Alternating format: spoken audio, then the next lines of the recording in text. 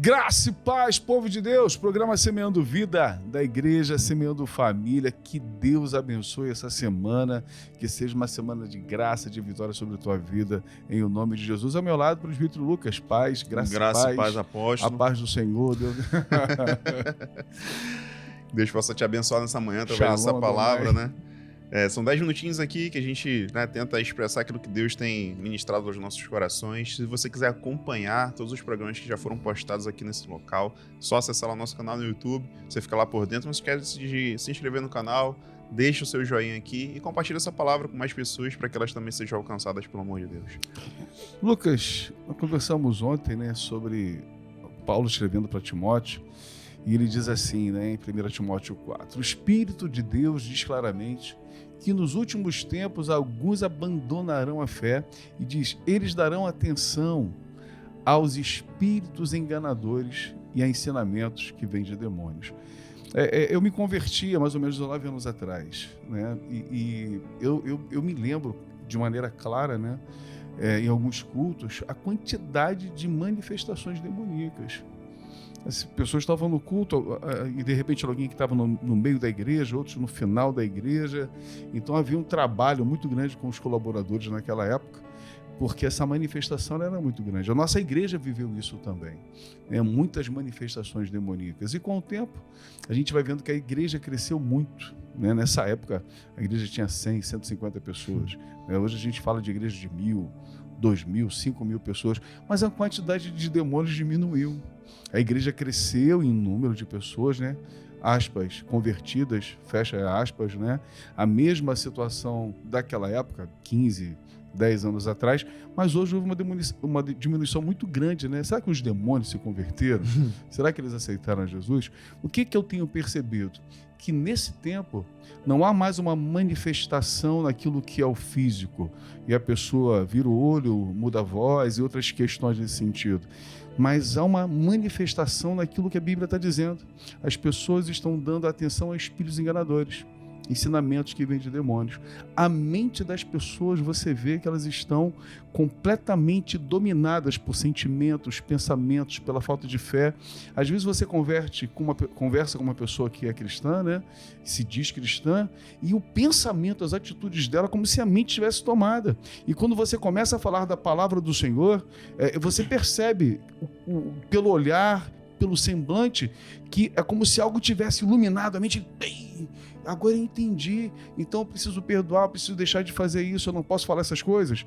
Porque nesse tempo eu não vi nenhum satanás, não vi o demônio se converter, nenhum deles, mas eu vejo uma grande quantidade de pessoas com a intelectualidade dominada, as emoções dominadas, E isso é algo muito sério, cara.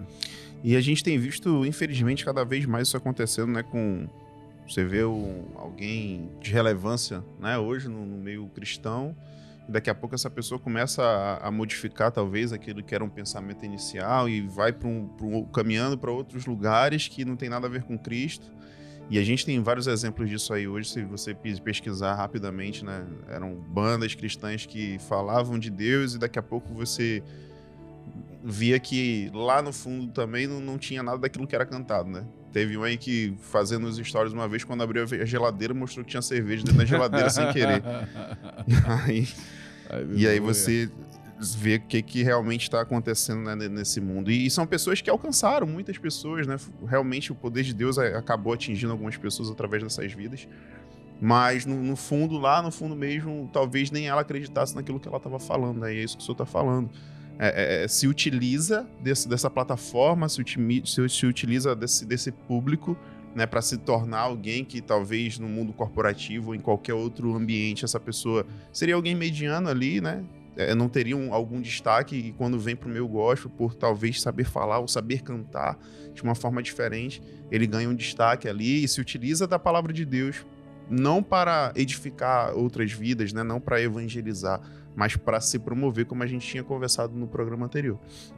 Eu lembro que uma vez o senhor ministrando, falando sobre essa situação de que diminuiu já essa situação das manifestações, acho que foi no cenáculo, lá no nosso primeiro cenáculo. E aí o senhor trouxe alguns exemplos do que estava acontecendo em algumas igrejas.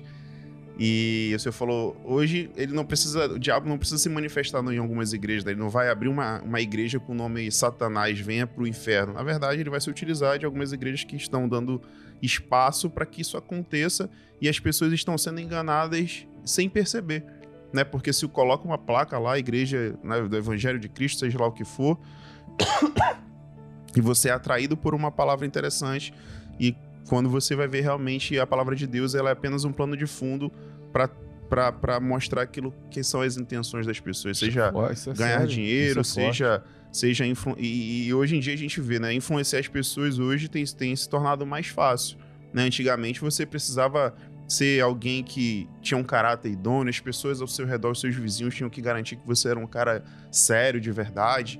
E aí essas pessoas validavam para você poder falar em uma reunião ali na comunidade e tudo mais, para que você pudesse influenciar alguém.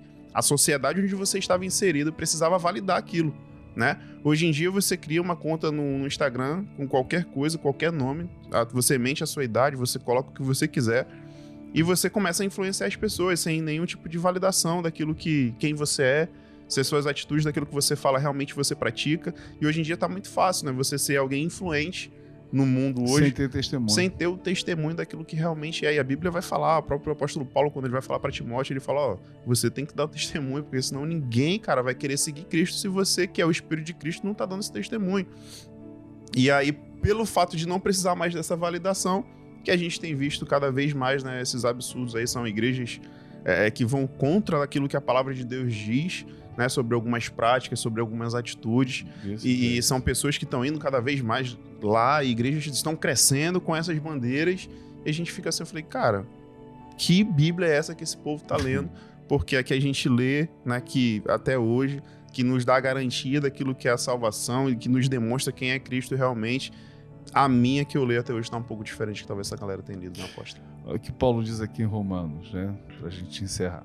Romanos 16, lá no 17, ele diz assim: meus irmãos, peço que tomem cuidado com as pessoas que provocam divisões.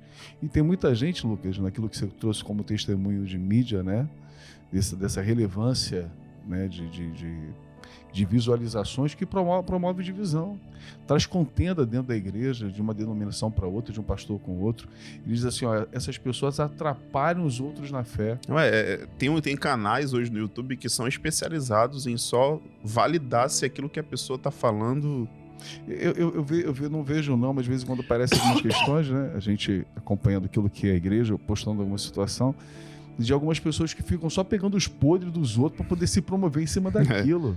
Mas não tem uma palavra de consolo para quem está vivendo aquele momento de pecado, de dificuldade, mas sim de apontar. Vou pegar isso aí e vou validar o meu canal, vou validar aquilo que eu estou falando. As pessoas vão olhar para mim como se eu fosse muito bom e aquela pessoa é muito ruim. Paulo primeiro diz assim, ó, eu sou o mais miserável de todos os homens. Agora essa galera aí, a gente vai vendo que estamos vivendo o tempo realmente da volta de Cristo. Que essa palavra encontre relevância no teu coração e que o Espírito Santo ilumine teus olhos e a sua mente para que você possa olhar para dentro de si e validar aquilo que é a sua fé, para que não sejamos, como ele diz na sua palavra, reprovados. Deus abençoe sua vida. Amém. Deus te abençoe.